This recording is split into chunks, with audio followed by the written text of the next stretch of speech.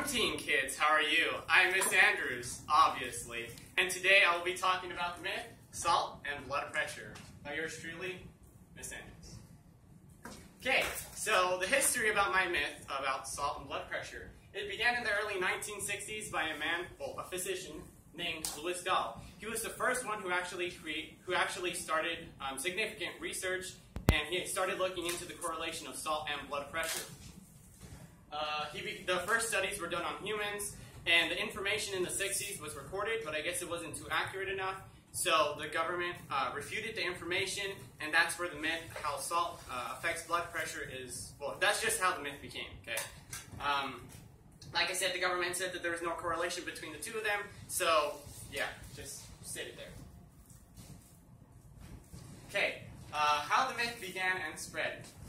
So it began by the government. The government claimed that there was no significant information that corresponded both of those, salt and blood pressure. So people were just like, oh, whatever, I'll just, eat as much salt as I want to. So that's for the 40 years up until the 2000s when significant research was done by new technology that actually proved the myth wrong, and there is a direct correlation between how salt does affect blood pressure and other significant bodily functions. It was also passed down through future generations, so it started with the parents of the kids or of anybody in the 1960s, and it spread to children and grandchildren until it finally reached us, the millenniums. So, how the myth is false and how our class never participates throughout the year. So, pay attention to the color change, like I always say, because it does happen on your tests. And the three main topics that will be talked about today are blood pressure, because that's what my myth is consisting of, arteries and vessels, and left ventricle mass. Thickness. So to begin with, blood pressure. Eating large amounts of salt does have a direct correlation with blood pressure. Whenever you eat a lot of salt, or just more than what is required, whenever you eat more salt than is required, water will be retained in the body, which the kidneys are not working properly enough to kind of secrete that water. So the water just stays within the body, and that is how you get water retention, which increases blood pressure, and that's whenever just blood pressure is horrible. Hypertension is also known as blood pressure, and it's folded, so know that. And the normal blood pressure is 120/80. Or 140/90. We talked about this in class before, and that's kind of what you want to shoot for in an average blood pressure. You don't want anything over or anything under, because that is kind of bad for you and you don't die.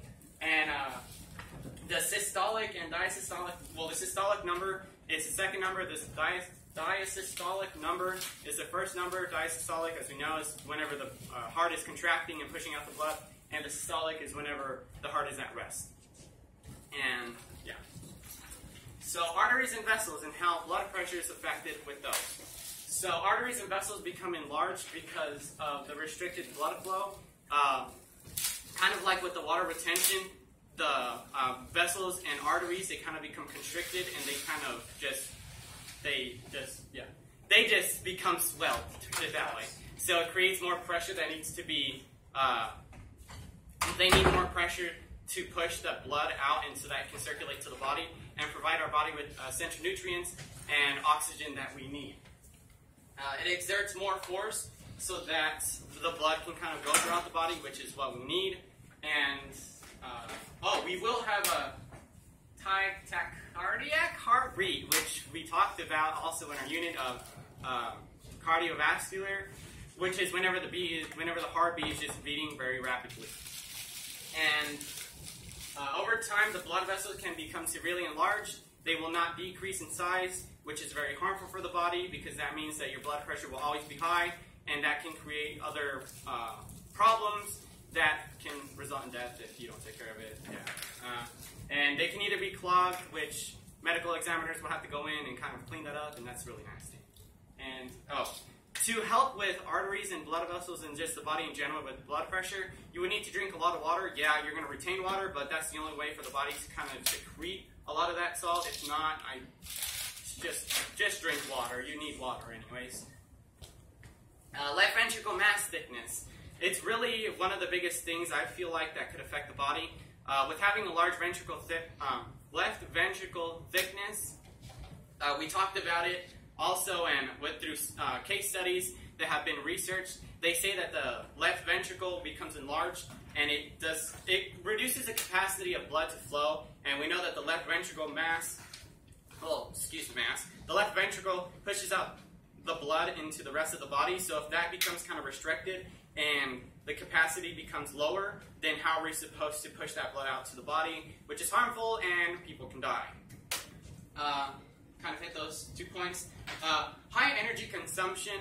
Another case study said that more energy is exerted into the heart and into the pulse so that it can move the blood, because you're going to need a lot more energy to keep that heart moving and pumping a lot more than you would if you don't have a large left ventricle mass thickness.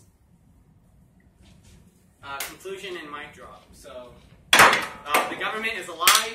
They always have been. Not really, but they were the first ones to kind of lie to the general public, and that's how we got blood pressure. So they are the ones who kind of started off the myth, and that's where this myth became known and kind of out to the world in the 1960s until the 2000s, whenever blood pressure was proven a truth and a fact that there is a correlation between those two. Salt is a leading factor in blood pressure, and it's also a leading factor in so many other diseases and things that we can acquire if we don't regulate our if we don't regulate our salt intake. So we have heart attacks, strokes, kidney stones, and a lot more that I really don't care about because I'm done with you, and I just want to get out of here. And the myth, it is busted, totally busted, like busted. It's done with, okay? And to restate the myth, salt does have an effect on blood pressure and many other bodily functions.